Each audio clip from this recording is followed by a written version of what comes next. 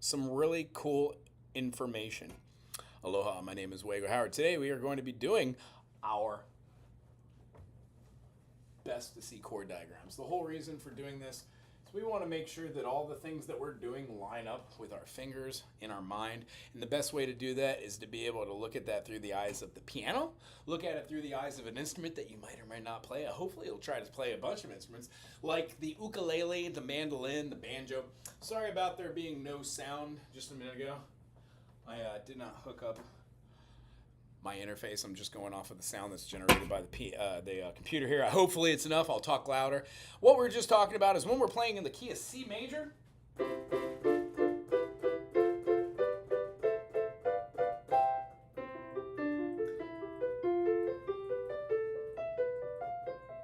reason why that works on a piano like that is there are no sharps and there are no flats in the key of C.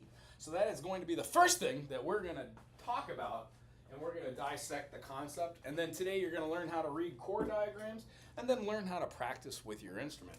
Again, my name is Wago Howard. I teach music theory in Hilo, Hawaii, and this is for members only, 12:20 to 1:20 on Tuesdays. Ask as many questions as you want. If I don't know the answer, I will get to that, and I will get back to you. So when we say the key of C has no sharps, no flats, we're talking about 7 very important notes. The last one of which has a little dot or circle representing that is going to be a diminished. Now, I'm going to move this computer in closer so you can see this. Yeah.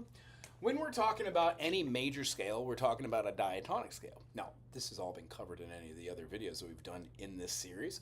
However, I always want to reiterate the 1, the 4, and the 5 are chords or triads made out of other notes in this key signature. They're family chords. So the 1 chord, when we do this, we have a triad, a chord. These chords are made up of 2 dyads, the first of which is the C to the E.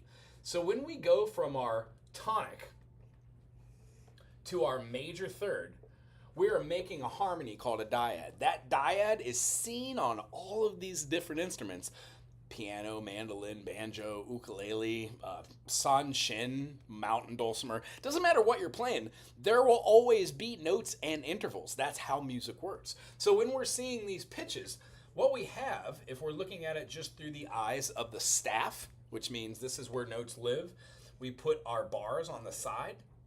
All 5 notes represent pitches. We're just happen to put this one in the treble clef. The C and the E, when we find middle C, it's on the legend line below the clef. The treble clef is called the G clef. When we go to the next interval, this is a third. C to E is something we call a major third. Now, when we go from our E to our G, we place it and stack it on the line. Line, line, line. When we do chords, it's either line, line, line, space, space, space for traditional full rooted chords. This happens to be our C major, onto which we're going to be able to move all these into different form. We don't want to play our major second, which is our 2 chord. That is a minor chord. The reason why this whole thing is called a diatonic scale, the dyad is the thing that determines in the beginning of the triad, 3 notes, the first 2 notes determine whether it's a major or minor, meaning it has sonority. For our chords that have sonority, in all of music, there is only major, there is minor, there is diminished. I'm not going to write the whole thing. Diminished. And then we have our last one, which most people don't even get to. It's called an augmented chord, and it's represented by a plus. Each one of these are pretty rock solid as far as theory goes. You could also add 7th scale degrees to these, so they create other chords from here. But when we're talking about just the C major in and of itself is a major chord. C, E, G is a major chord, hence the uppercase I, Roman numeral, which means a major chord. You could see that the 2 and the 3 are lowercase, as well as the 6 and the 7. We previously said that this one's a diminished, and the reason why, when we spell these, our major chord is a 1, 3, and a 5. Our minor chord is a 1, flat 3, 5. Our diminished is a 1, flat 3, flat 5. I just realized I'm not left-handed. How funny. And then our augmented is a 1, 3, and then we do a sharp 5. It's the only one out of all of our chords that has a sharpened note as far as our triad. And since an augmented is not mentioned inside of any major key, only in minor keys. We're not even going to talk about it today. We're just going to focus on our main three, the major, minor, and diminished. Each one having such sonority. Major, minor, minor, major, major, minor, diminished. It has 2/3 stacked. Now, when we're doing these, the reason why it sounds weird, let's go over to the piano. I'll just show you. In each key, there's going to be a diminished. In the key of C, it's B diminished. Because B major would have been 1, 3, 5. When we flatten the third and we flatten the fifth, we achieve a diminished. Does not matter where that note is, we will always get a chord that leads to the next key.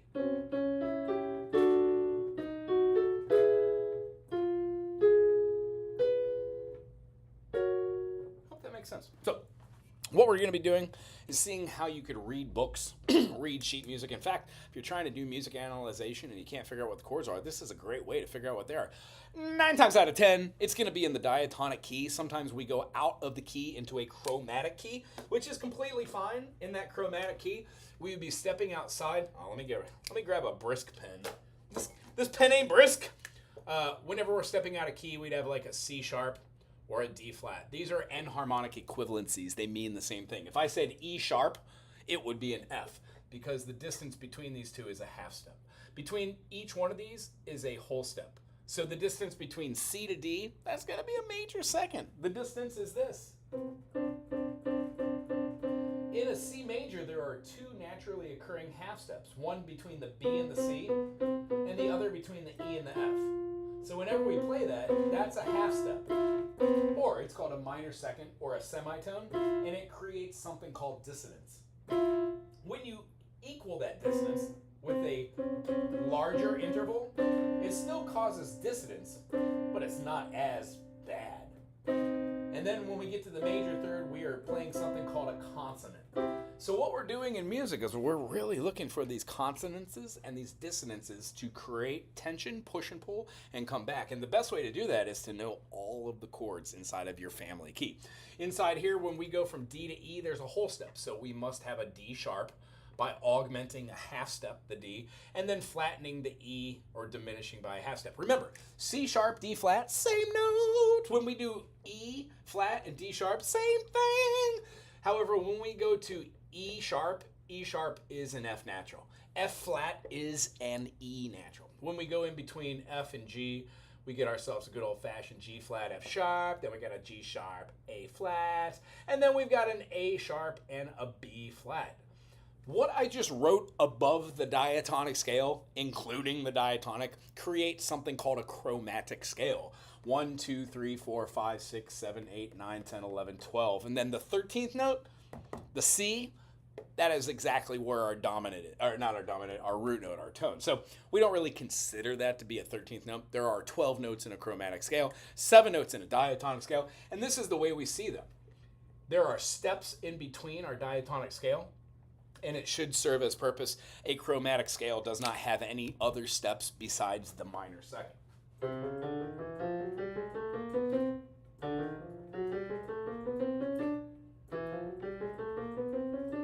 That was C major, D major, and E major all in a chromatic fashion. When we learn how to play the scales, we use certain fingerings for that over there. I'll show you a few today along with how to do that on a different instrument. But we're going to pick the key of C, C major, and show you how to play all the chords. Now, if I were to throw another measure out here and give ourselves, let's say, our tetrachord, meaning we've got C, D, E, F, G, A, B, C. When we stack our notes on top of that, space, space, line, line, space, space, line, line, space, space, line, line, and then ledger line, and then space, space. What we achieve is our key of C.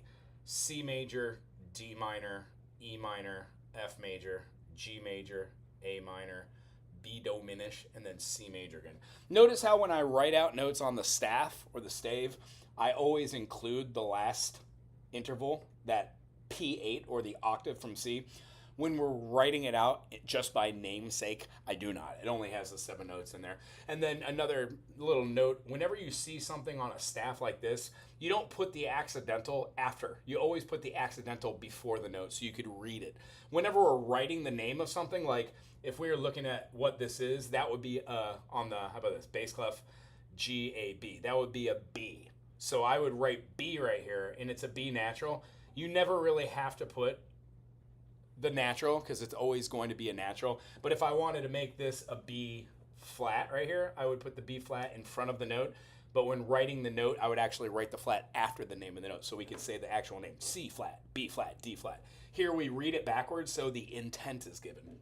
So when we're doing this, the whole reason for writing out 1, 2, 3, 4, 5, 6, 7, 8 is to know that our intervals, they include the perfect fourth, the perfect fifth, tonic, perfect fourth, perfect fifth are all going to be the major chords built off of the 1, 4, 5.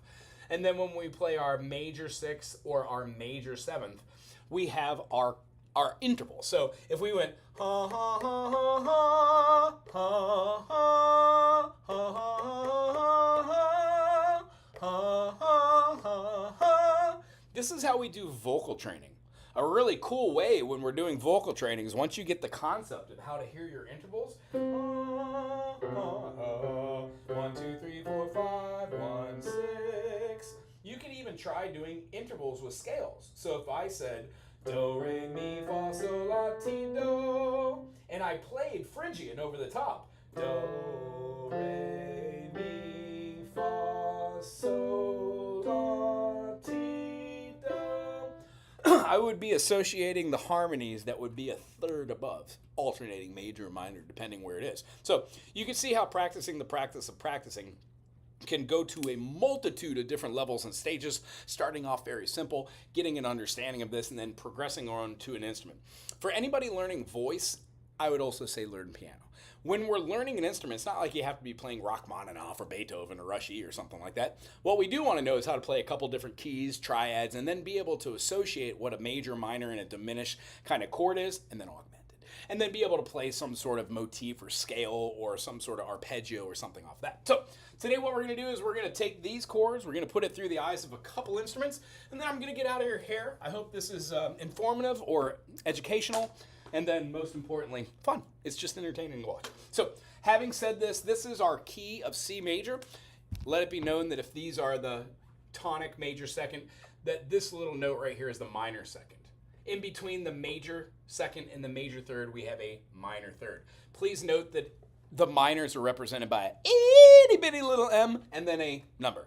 The majors have a huge M, an uppercase, lowercase.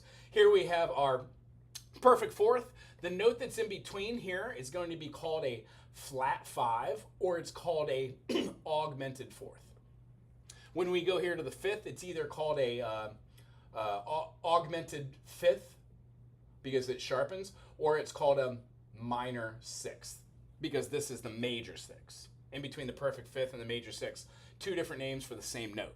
When we go to our major 6 and our major 7, the note that's in between it is going to either be an augmented 6th or it's going to be a minor 7th. Now, these are college level terms. The whole idea about knowing this is if you want to talk about like how a chord quality has a awkward tension, the idea is you should know that you would have an augmented fourth, or you would have a flat 5 that builds some tension from the tonic. It feels and sounds like this. Hear how that doesn't have a stable foundation? When you flatten just this, you get like a major minor feel, and this becomes a diminished. So you can see how this note is the passing note. All these things mean countless hours of playing different harmonies together, putting them into a key signature, playing through triads, dyads, moving from perfect fourths, thirds, minor thirds, seconds to feel how to go through notes. And then eventually over a period of time, the chromatic scale and the diatonic scale work hand in hand when trying to move or modulate through chords or make melodies and have fun times doing that. So what I want to do is keep this C major up top, and then I'm going to show it in diagram form.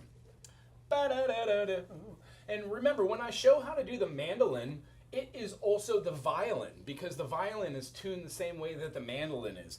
When we do such stuff like hammer dulcimer or a mountain dulcimer. They all have different tunings that we could put them in. So you have to be case specific, just like the banjo. The banjo is a very case specific tuning. Let's see how high I could get. There we go. C, D, E, F, G, A, and B. Notice that I drew these in lowercase letters. They don't need to be. I just do that in the beginning for people to understand major, minor, minor, major, major, minor, diminished. Here we're going to talk about C major. This is going to be for, let's do the ukulele. I can't spell. All right. When we do, how about this? I'm going to shorten that too. I'm just going to call it the ook. So that's what we call it here on Island. Ook. When we do a diagram, we're talking about viewing these in a couple different ways. Now, I've seen a couple different books that do a couple different styles here. Generally, when you see something on a diagram, you will see it laid out like this, and you will see this as having this note.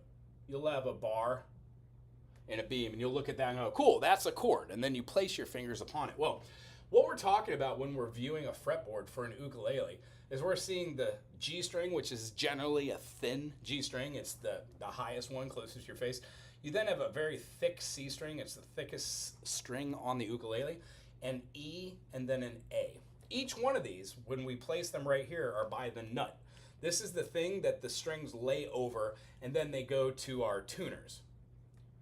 Our tuners, of course, tune the G, C, E, and then A. When we do this, each one of these frettings are the metal pieces that are put inside of our fingerboard. The first 4 or 5 frets are going to be the same, and then they slowly get a little bit smaller, moving up towards our octave, or our 12th fret. 9 times out of 10, you have a dot on the 3, the 5, 6, 7, 8, 9, and then 10, 11, and then 12 will have a double dot generally. And then here, that's when these start over again. This is our G, this is our C, this is our E, and our A. So when we look at this fretboard, this is our chromatic scale. Hey Rachel, thanks for hanging out here today. The beginning of this didn't have any volume. I didn't recognize that I didn't have any audio input, so when we go to A, let's look at it.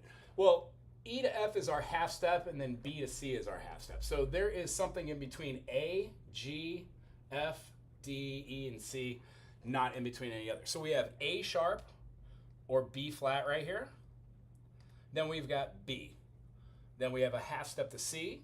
This is our C sharp or our D flat, then D. D sharp or E flat, and then E. There isn't anything between B and C or E and F, so it's just a half step. Then we have our F sharp or G flat. This is our G. This is G sharp or A flat, and then it goes back to our octave. Ha, ha. When we do our E, we go directly to our F. There is an F sharp and a G flat. This is our G. When we play a G sharp or an A flat, we go here. A right meow. A sharp or B flat. This is our B. Remember, there is no full step between there. There's not a major second. It's a minor second, half step, semitone. Here's our C sharp or D flat. Here's our D. It then goes to a D sharp or an E flat, and then back to our E. When we do our C, of course, we go to our C sharp or our D flat. Here's our D. D goes to D sharp or E flat, just like right here. This is our E, half step to our F, F sharp or G flat, G, G sharp or A flat, A sharp, B flat, B, and then half step from B to C, 11 to 12, T-do! Here's where our G sharp or A flat is, A natural, A sharp or B flat, and harmonic equivalences. Here's our B to C, B to C.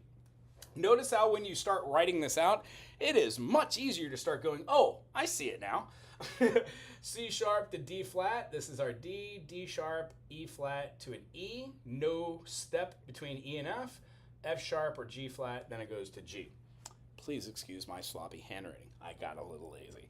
When doing this, this explains to us what our fretboard looks like, what the open notes are, and how to move them around. So when we play a C major and the notes are C, E, G, we don't necessarily just have these, which is already a C major chord, as open strings. When we replace the top and we put this C here, we get our first chord. There it is. That's it. That's the one, folks. Aw, geez, gee golly, just dropped my pen. I got my pen. It wasn't as bad as I thought it was going to be. Okay. When we move and we see this C connected with this C and this C and this C, this creates our next chord. This has a C in the bass, a G, and an E. So this is a C major with the lowest note being a root position, C, E, G. When we play our next C major, we have the same number of strings, but now we've got our C, our G, our E, and our C. Notice how this spelling is here, giving us the lowest note being an E. So the spelling of this is E, G, C, because the lowest note we have is E. The secondary note that we have is the highest, is the G, and then these C's are the highest of all. They're on top. This would be our root position right here. When we play this one, since the E is in the C, E, G, this is called a first inversion. It is represented by an uppercase and a sixth because it shows the increments or the intervals that come before its resolution.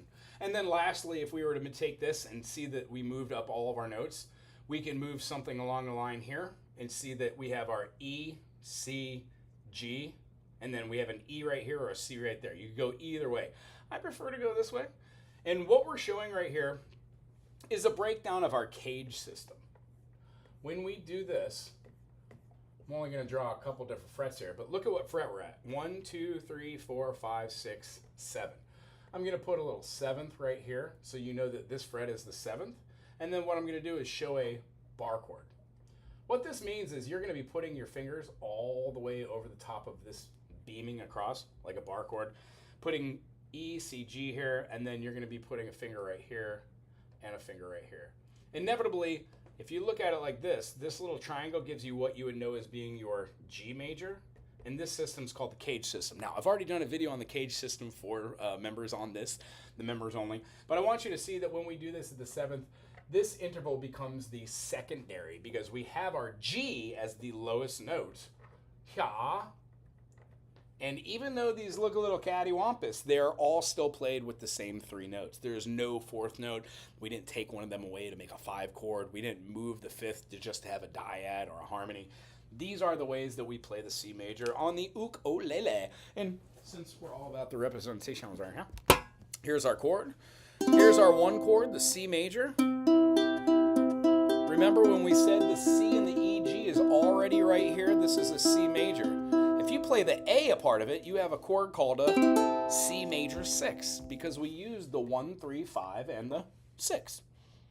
Easy enough, right? I would go into an explanation how we also have an A minor here, and that's part of the chord. So we could also name it A, C, E, and then G makes a 7, A minor 7. Chords have 2 names, notes have 2 names. We'll learn more about this in other videos. Our C major, I usually just keep my fingers on there, play like this. Our cage system means if we take our A major that we kind of know, I hope you do, and we move that up to the 4th and 5th and bar, the whole 3rd fret, we then get this. We get our first inversion. That gives us E as our lowest note. When we move this up, and we aforementioned you could play the perfect prime C right here and then play your G shape, but I'm not the biggest fan of this one. I like to move this one up here, and what we have is this G shape, or you could wrap a pinky down, but I just like to take our F major, F, F sharp, G, G sharp, A sharp, B, and when we move it up one more, we get our C. It uses the F shape with a bar at the 7th. And then after this, we could take this all the way up, and then look how we just had this in our inversion. After that, it moves all the way up, and what you have is you get this top note right here. This inversion right here uses the C, but we're using it at the 12th fret. So we essentially have this, but we have our C as a higher octave. So you could put another little thing over here and say, cool, at the 11th fret, is that right? I think it is. No, 10th. At the 10th fret, we play the top note, and then we play what looks like our D major shape. The D major, of course, looks like this. When we play the 3rd finger, D, D sharp, E, E sharp, F sharp, G, G sharp, A sharp, B sharp, or C. See how these chords all move. Now, I know that's a lot of information for the ukulele to see something called an inversion. However, what I want you to see from this, and then we're going to move on to another instrument, is that when we place our fingers on instruments that are tuned in fourths, like a guitar, like a ukulele, like anything that has even sanshin, these, forgot my R, inversions. When we do the inversions, they just show you where to put the lowest note and change the tonality, and they're called inversions. They have different names for them. So the one takeaway, I know this is really weirded here, but when you look at this right here, that's a minor third. This, G, A, B, C, G, A, B, C, this looks like a fourth. When we do E to C, this is what we look at as being a major third. In every key, it always looks like that. So what I want to do is get rid of just a little bit of this.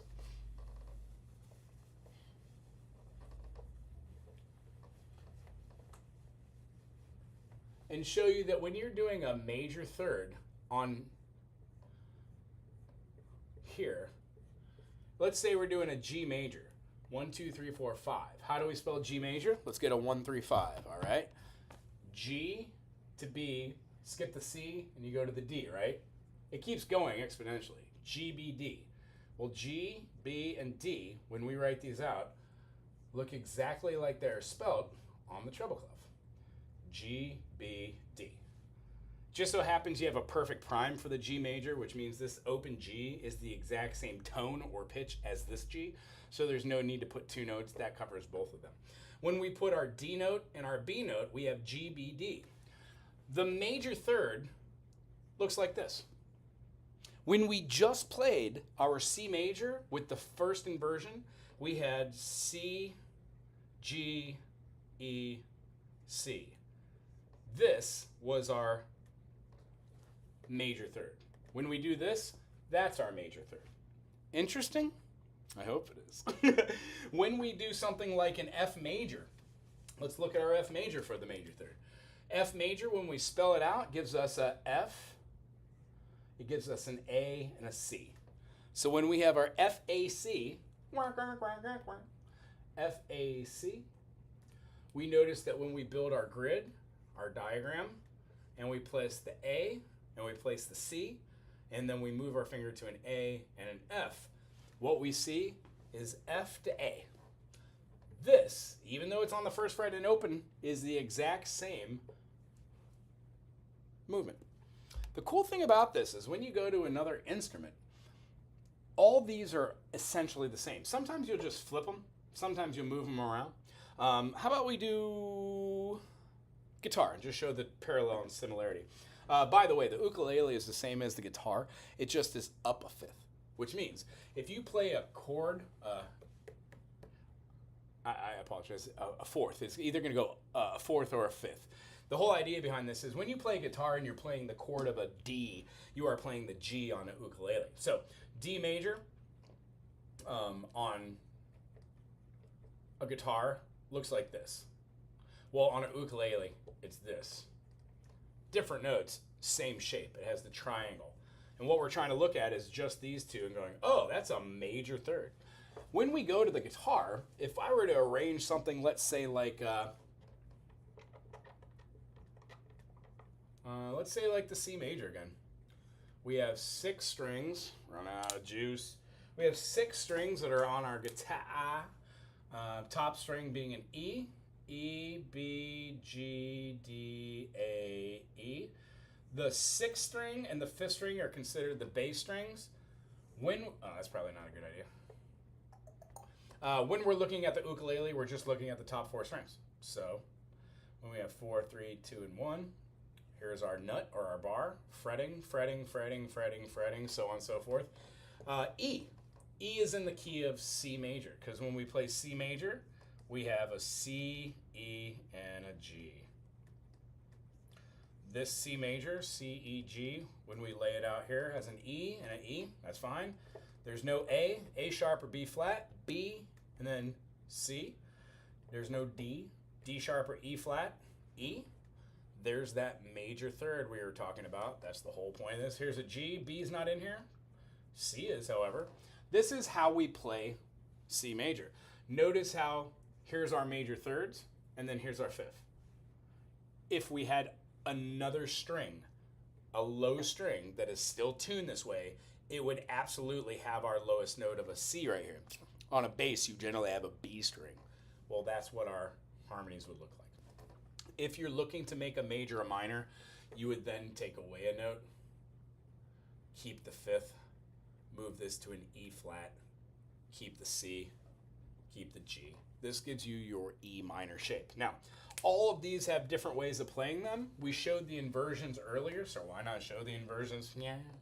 This last one I just showed was C major on the guitar in second inversion. The reason why? It had a low E, and then it did a C, E, G, C, E. Well, the lowest note on the guitar when you play it is the E. If you do not play that note, you just play 5 strings, it gives you root position. However, when you take that same thing and you bar the 3rd fret, remember when I put the dots here, it just means to bar it on up. You play what looks like an E major shape, which means you would have this note, and this note. And it just so happens when you use your E, F, F sharp, G, A sharp, B, C, C sharp, D, right? So when we're moving this one goes here, C, sorry, I gave the wrong chord. Boom, boom, boom, there you go. When we're doing this one, it gives you your C, there's your 4th. Here's our D string, D sharp or E flat, E, F, F sharp or G, B, is that right? My brain doesn't work. G, G sharp, A sharp, B, B sharp, well B sharp is a C, B, C, C sharp, D, D sharp, E, and then we have the same as our G. How do we spell this? G, C, G, C, E, G. This, the lowest note, is the G. So this is also going to be a part of our chord in the key of C, but this one now is a second inversion because the G is the lowest note on here. If we were to also take this and move these notes around, let's say we went to the 7th fret. When we go up to, oh, not 7th fret, the 8th fret, my bad. 6. When we go to the 8th fret, our lowest note would be a C, top note would be a C. When we move out here, we would also have all of our chords correlating. This is the one that we use this shape. And when we use this shape, we've got our 3rd, which is right here. We've got our 5th, sorry, we have our octave and our 5th. C, G, C, E, C. Our top note here is a G and then a C. Notice how this bar chord leads to us having an E major shape. The lowest note on here is going to be the C, so this is a C major in root position. Hope this isn't too overwhelming. These are called inversions. On every single instrument, they look the same, which are tuned to force. Now, here's what I want to do as a big special takeaway from this. If you've never looked at an instrument through the eyes of its intervals, and you know now that guitars, ukuleles, they're all tuned in force, meaning when we play an open note, its distance is either a major third or a perfect fourth. Well, when we play this, that's what we're looking at, this perfect fourth. If we look at just any of our notes, this C and E makes our major third. This C and G makes our perfect fourth. Like G to C is a perfect fourth. So the whole idea is you get really good at seeing where these notes are and you memorize them in patterns. For the guitar, one of the most special things I could probably say or draw out would be our whole step, half step, whole step, half step. When you write out all the notes and all the things on the fretboard, you can see that, yeah, when we play a C major scale, we could go C, D, E, F, G, A, B, and then C. Or you could do open B here. That's great. If you keep it this way, C, D, E, F, G, A, B, C, you don't have to just do the scale there. You could also do E, F, G, A, B, C, D, E, F, G, A, B, C, D, E, F, G. Those are all the notes in C major or A minor that you could use right here in the first 3 frets. If you get rid of the open notes in the first fret, you then see how we can play G, A, B, C, D, E, F, G, A, B, C, D, E, F, E, F, G, A. And those give you a lot of the really great notes. You can put a bar down here and go, cool, this is another quadrant. And if you move A sharp, B, C, you could go C, D, E, F, G, A, B, C, or go here to go B, C, D, E, or E, F.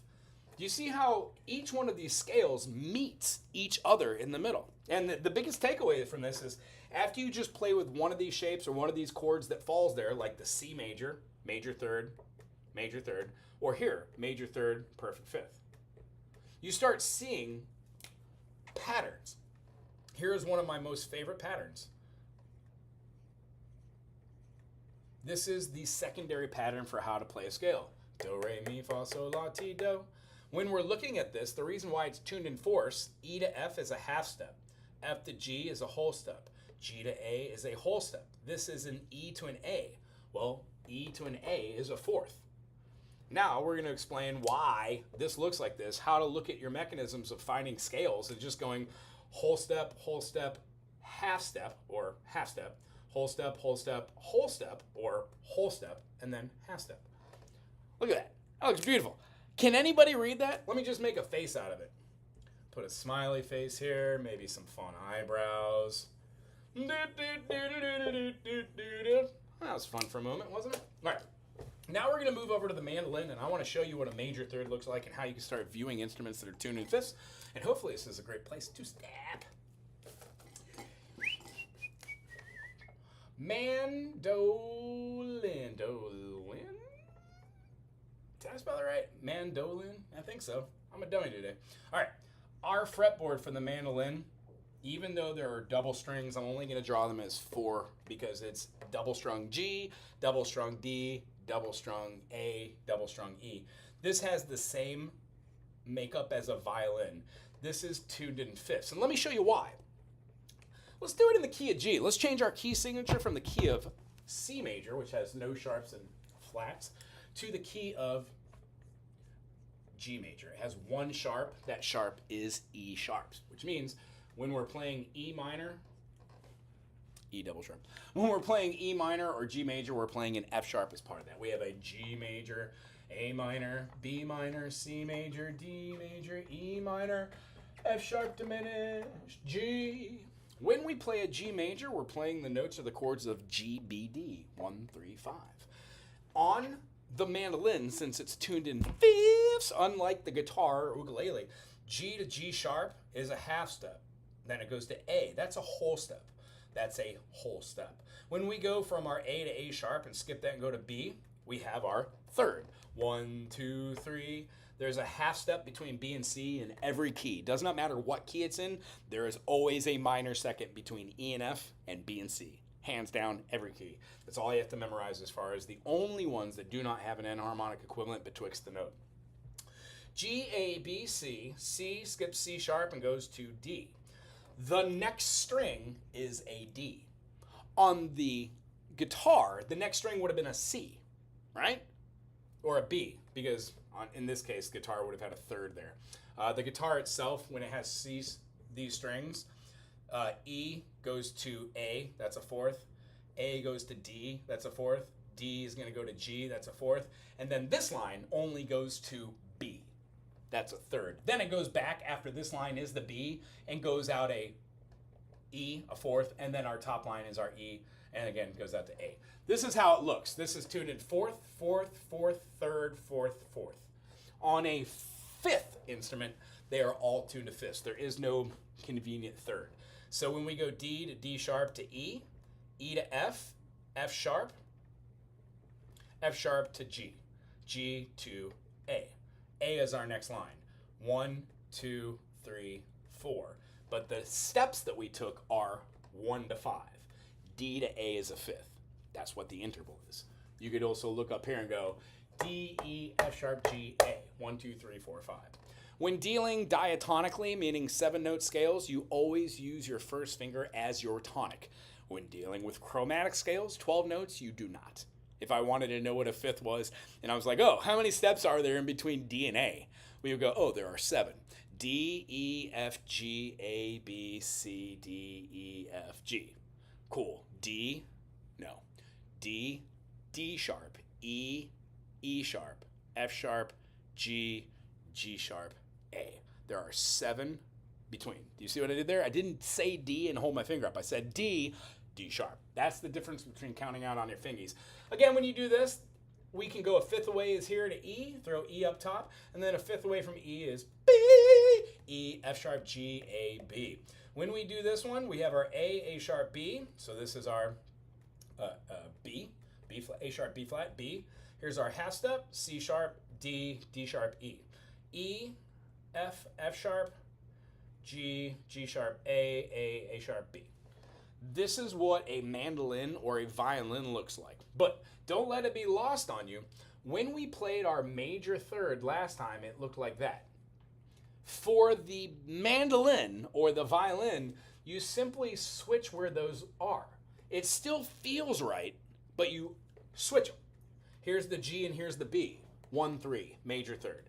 When you look at it, you then start to see these patterns everywhere. So when playing the mandolin, my first inclination when I just started playing the mandolin was just to play a couple chords that I knew. You know what I'm talking about? When we're doing this, if I were to play a G major from an ukulele on the mandolin, it would sound like that. But it does make another chord, believe it or not. Whenever we have these notes, and I do this, those top 2 notes that I have there, if I switch them, it takes what I would have looked at being a minor third on a ukulele or anything string that's tuned in fourths. When I switch them, it gives me the G and the B. And whenever I move that anywhere, I start to achieve major chords. So being able to see the relativity between where notes are stacked is very important. If I wanted to make this a minor, I would flatten the B so it's a B flat. Well, if this is a G and a B, that becomes a G and a B flat, thusly turning the sonority or the tonality of certain triads from major to minor to diminished. When playing diminished chords, here's a major, or here, we'll do it in the key of G. Here's a G major, here's a G minor, and it's kind of weird to hear how to go from that D, which is this note, right? We have our open D right here. To get a D flat, we would put our finger there. Well, here's our G, our B, if we were to go out here and play like our G, D, D sharp, E, F, F sharp, G, G sharp, A. When we play the G, the A here, and then we play our... Hear how we could form chords just by knowing our fretboard just a little bit better. So the whole idea behind learning a new instrument is take baby steps, get an instructor, have them show you where to put your fingers for a G major, do an extended chord like a G major, and then an extended chord. Notice how when we play these notes, these 2 right here, added on, that's a big chord. But when you move it up, you still get the same kind of tone or quality. So when learning something on the ukulele and you're like G major, F major, G major, F major, G dominant, C, 1, 4, now I have it in the key of G, 1, flat 7, 1 dominant, 4. When we're doing that, if you switch that and you just think of your namesake, G major, F major, G7,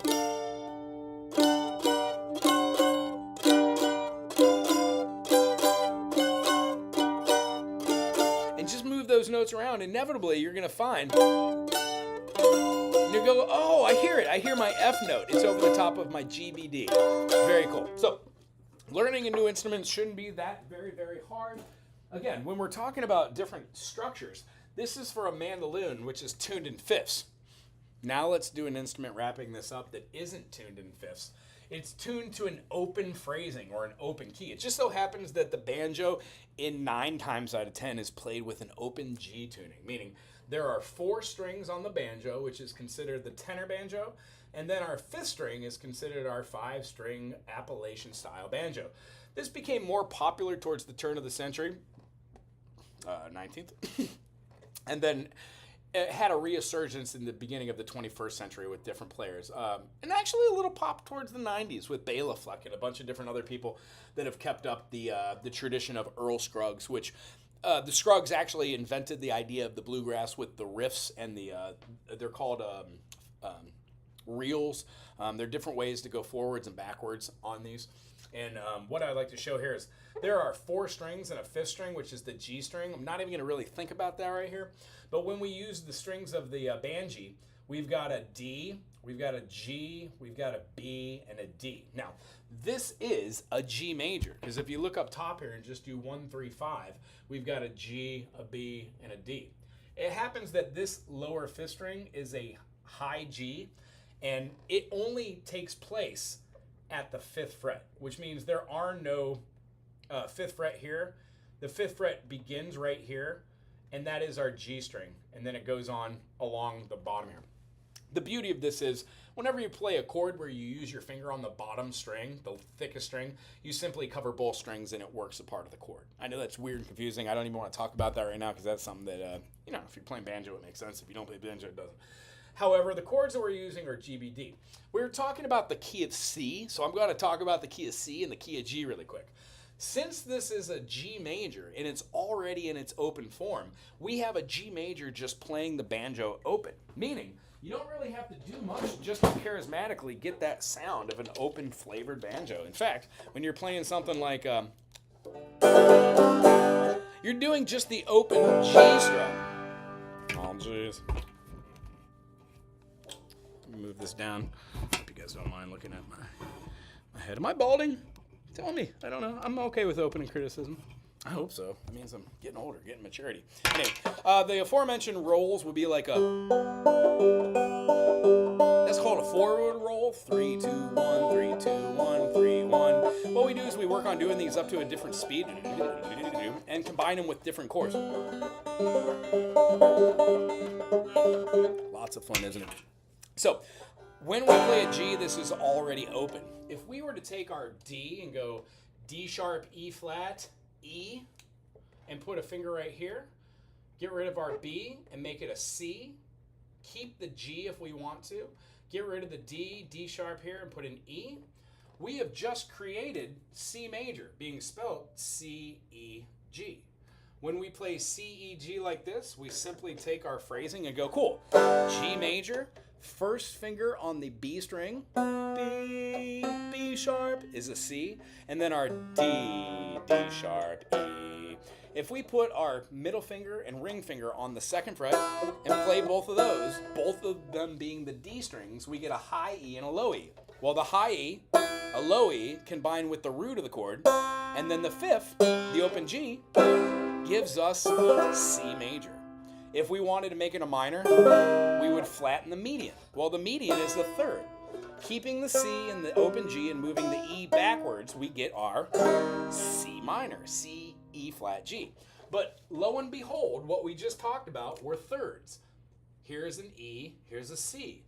Does one see how when you're viewing your fretboard, the major thirds will always jump out to you?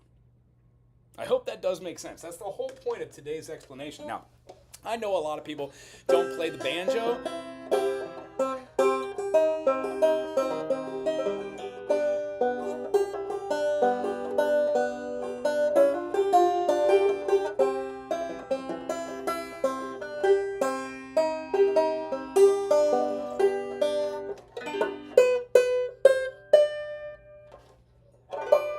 However, music is just so much fun, especially instruments that seem kind of daunting. The banjo, it takes a little time. So does the mandolin, the guitar, the ukulele. But the one thing I can tell you about playing all these instruments now is it always starts off slow. It makes sense to get a teacher and or take lessons from somebody who knows what they're talking about. That lesson, that will inform you on how to save countless hours, days, months, years. And then the whole end result is when you learn a new concept, it's often awesome to give it to somebody else for free. If you are at a point where you are able to understand what I talked about today in all levels, you understand chord creation, majors, minors, diminish, you understand what a diatonic scale is, do, re, mi, fa, sol, la, ti, do. You can hear different notes. When you actually go over to the piano or something, you can hear how a G major, oh geez, you can hear how a G major, a G minor, and a G diminished are not in the same chord. But how do you use that, you know?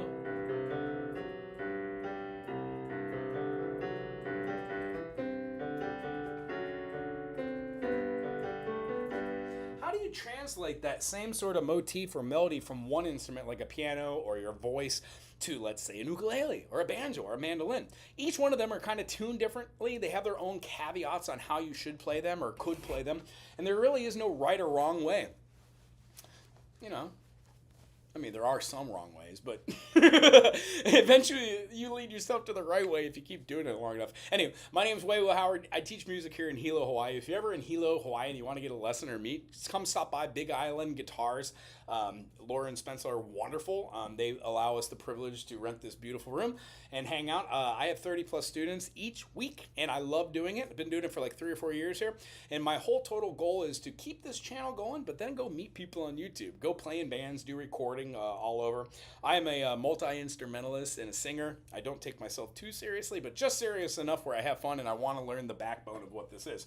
The whole idea is don't stop here. If you want to know what chords are and you're looking at how to express yourself, majors, minors, and you've never done the instrument but you understood what happened here, then maybe walk these up and like look at what these could be. If you go from E to F, F to F sharp to G, and you throw this out and you have your G and G here, move this from your C, C sharp to your D, and then move this here, G, B, D, G, G sharp, A sharp, B. Well, what chord is this then? What does a GBD make? And how do we place that on our fingers on the fretboard? These are all things that will lead you to believe you too can learn music. It does not matter what the instrument is. If you take enough time, 5 minutes each day, do one concept, I'm sure you will get ahead any way you do it. Anyway, again, my name's Wago. If you have a question about anything we did here, put it in the comment section or any comment section on the channel, and I'll get to it. Those of you who are music members, thank you for becoming a member and supporting my dream. I appreciate you so very much. Aloha to you.